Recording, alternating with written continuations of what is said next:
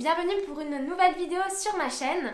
Alors aujourd'hui pour la première fois on va partir au Japon et on va parler de la terrifiante légende urbaine de Kayako Saeki qui a inspiré les films Ju-On et The Grudge et qui a clairement traumatisé mon enfance, l'enfance de ma soeur, l'enfance de mes amis. Enfin je sais pas si vous l'avez vu mais à l'époque c'était un énorme phénomène et franchement je n'ai pas dormi pendant 6 mois. Alors par rapport au film, il faut savoir que tout d'abord on va avoir les films Ju-On qui vont être réalisés par Takashi Shimizu et qui vont sortir en 2000. Donc du coup c'est vraiment les premiers films. Et par la suite il va avoir le remake américain The Grudge qui va caster notamment Sarah Michelle Gellar. Et moi personnellement c'est pour ça que j'ai regardé parce que j'aimais trop les films qu'elle faisait donc je voulais le voir. Et donc du coup ce film va sortir en 2004 et vraiment ça va être un buzz terrible parce que vraiment il fait vraiment peur pour le coup et pour les films de l'époque. Donc il y a eu plusieurs Ju-On et The Grudge, donc moi j'ai regardé le premier Ju-On, le premier The Grudge, j'ai regardé aussi le deuxième The Grudge, mais je me suis arrêtée là parce que au bout du deuxième, bon voilà, j'avais plus aussi peur et puis c'était un petit peu moins bien, comme d'habitude quand il y a beaucoup de suites. Donc voilà, et puis après je sais qu'il y a une série qui est sur Netflix il me semble, mais elle était pas ouf, elle faisait pas très peur. Pour vous faire un petit topo sur l'histoire. Alors The Grudge c'est l'histoire d'une maison hantée en fait où une femme a été assassinée par son mari de façon extrêmement violente. Il l'a massacrée et en fait cette femme vu qu'elle a été assassinée dans ces conditions c'est devenu ce qu'on appelle en japonais un Onryo, donc un esprit vengeur. Désolée je sais pas vraiment comment ça se prononce donc ceux qui savent n'hésitez pas à me corriger. Et donc du coup en fait quand quelqu'un entre dans cette maison l'esprit vengeur va les poursuivre, va les tuer, va les traquer dans des conditions vraiment terribles et terrifiantes. Et donc voilà, donc surtout ne pas rentrer dans la maison. Donc cet Onryo, cet esprit vengeur n'est rien d'autre que Kayako Saeki. Donc on va se concentrer sur la légende urbaine du Japon de Kayako Saeki et vous raconter en fait qui était cette femme et pourquoi elle a inspiré le film The Grudge. Donc je précise là qu'il s'agit d'une légende urbaine, donc c'est soit on y croit, soit on n'y croit pas. Voilà, c'est pas une femme, on est sûr qu'elle a existé, ça ne reste qu'une légende. Pour parler du physique de Kayako, bien évidemment, elle fait extrêmement peur.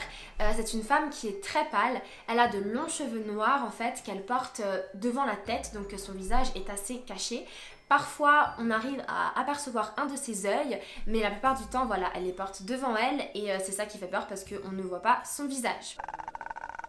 Alors, par rapport à l'enfance de Kayako, il faut savoir qu'elle vivait avec sa sœur Naoko et sa mère Nakagawa qui était une Itako, donc c'est une exorciste japonaise. Et donc Kayako n'a pas du tout eu une enfance facile parce qu'en fait sa mère l'utilisait pendant ses exorcismes. En fait elle avait des clients, des patients qui venaient et donc elle les exorcisait, elle essayait d'enlever le démon en eux et en fait elle nourrissait sa fille Kayako de ces démons pour que le démon en fait quitte le patient et se mettre en Kayako.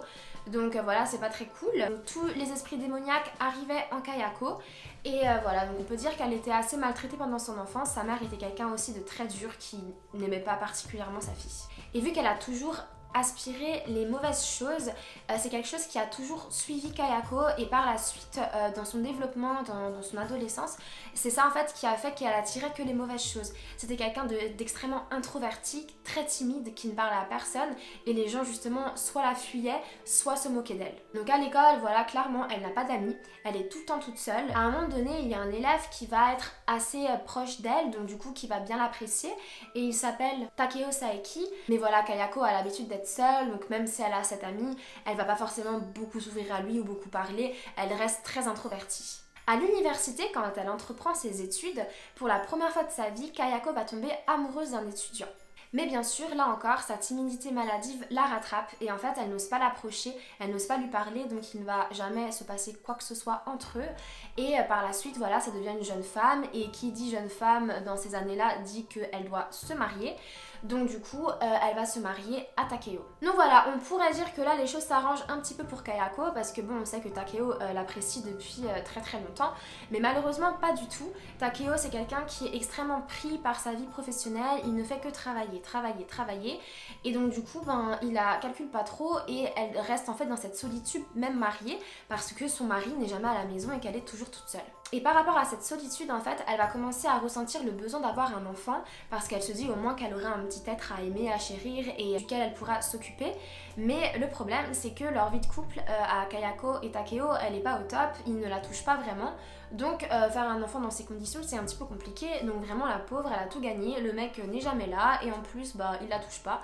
Donc elle est vraiment dans une solitude extrême. À un moment donné, elle va se prendre un chat pour combler un peu de cette solitude, mais voilà, ça va pas non plus changer grand chose parce qu'un chat c'est très mignon, j'adore les chats, mais ça ne parle pas, enfin pas les miens en tout cas.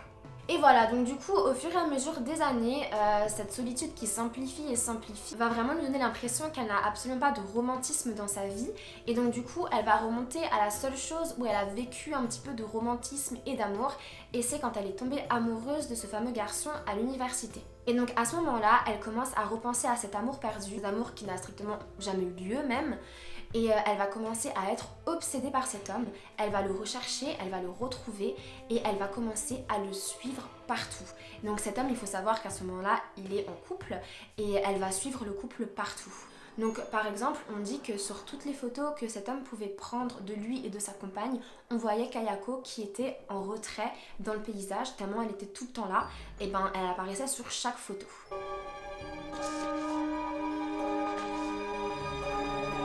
Et Kayako, ce qu'elle fait en fait, c'est qu'elle a un journal intime.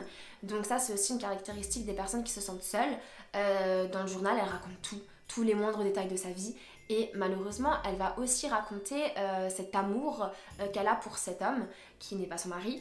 Et elle va y mettre les moindres détails, donc qu'elle le suit partout, qu'elle l'aime, enfin voilà, ce qu'il ne faut jamais faire. Ne jamais avoir de preuves quelque part. À un moment donné, Kayako, elle va réussir à tomber enceinte, donc elle est vraiment très très contente et elle va donner naissance à un petit Toshio, mais il s'avère que Toshio est aussi bizarre que sa mère, c'est aussi quelqu'un de très introverti qui ne parle pas et son père ne l'aime pas. Donc là, on a deux théories. La première théorie, c'est que Takeo, avec l'âge, s'est vraiment endurci et vu que il a jamais montré beaucoup d'amour envers sa femme, il aime pas plus que ça son enfant. Et on a une deuxième théorie, c'est que en fait, vu que Kayako était complètement possédée par les esprits démoniaques à cause des exorcismes de sa maman, et en fait, ce sont ces esprits démoniaques qui ont formé un fœtus en elle et qui l'ont fait accoucher de Toshio. Mais en fait, ce n'est pas le fils de Takeo, c'est le fils de ces esprits démoniaques. Et que Takeo, vu qu'il sait qu'il n'a pas touché sa femme, il sait très bien que l'enfant ne vient pas de lui ou que ça serait vraiment très bizarre. Donc du coup, c'est pour ça qu'il ne l'aime pas. On a ces deux théories. Et comme Takeo n'aime pas son enfant, il est vraiment pas proche de lui et en plus il le bat. Maintenant on va parler du meurtre de Kayako et du fait qu'elle est devenue un onryo. Donc du coup ce qui s'est passé, c'est qu'un jour Takeo va fouiller dans les affaires de Kayako et qu'il va découvrir son journal intime. Donc vous savez, où elle marquait absolument tout sur l'homme qu'elle aimait. Et en fait, il va péter un câble, il va pas supporter que sa femme aime un autre homme, qu'elle le suit partout et qu'en plus elle ait noté tout ça. Donc il a vraiment tous les détails, donc ça doit être assez compliqué à supporter. Mais bon, voilà. Et donc du coup, il va complètement perdre son sang-froid et vu que je pense qu'il avait aussi un petit pet, et il va lui sauter dessus. Il va lui tordre le cou, lui casser la nuque, lui briser aussi les genoux et les chevilles. Et il va finir par la tuer. Et en plus, il va tuer son fils Tashio et le chat. Donc voilà, Takeo va tuer absolument toute la famille et puis par la suite, il va se pendre. Et du coup, la malédiction vient vraiment de ce meurtre qui a été extrêmement violent, même que la malédiction dit ne jamais oublier, ne jamais pardonner, parce qu'on ne peut pas oublier ni pardonner à quelqu'un qui nous a abattus de cette façon-là. Et la malédiction vient aussi du fait que Kayako avait des esprits démoniaques en elle qui ne sont pas morts quand elle est morte. Du coup, voilà, ça vient de ces deux choses. La malédiction, c'est vraiment que si quelqu'un rentre dans la maison où il y a eu ce terrible massacre, Kayako le poursuivra et le tuera comme elle a été tuée. Donc voilà, c'est une fin très triste pour Kayako parce que la pauvre, elle a pas eu une vie très marrante, elle a vraiment été toujours toute seule et pas très heureuse. Et en plus, elle s'est fait tuer d'une façon abominable. Mais voilà, son esprit a survécu et c'est un esprit maintenant démoniaque et un esprit vengeur qui tue quiconque entrera dans son ancienne maison. Donc du coup, on va se concentrer sur pourquoi en fait on a aussi peur de Kayako, qu'est-ce qui fait qu'on est traumatisé comme je l'ai été de cette femme, parce que vraiment il y a de quoi. Alors déjà, une des premières raisons, c'est clairement la malédiction.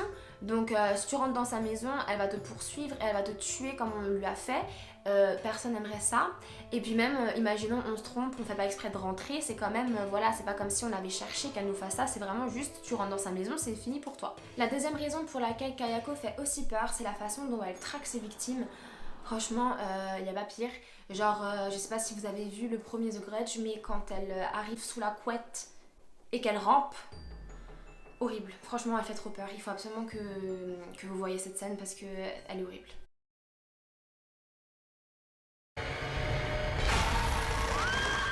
La troisième raison, c'est aussi la manière dont elle tue. À chaque fois qu'elle tue quelqu'un, c'est super violent. Soit elle lui pète les membres, elle lui fait faire un infarctus, ou alors ils disparaissent totalement, on ne sait même pas où ils vont. Et la dernière raison aussi, c'est clairement son physique, comme on l'avait auparavant. Physiquement, elle fait déjà super peur.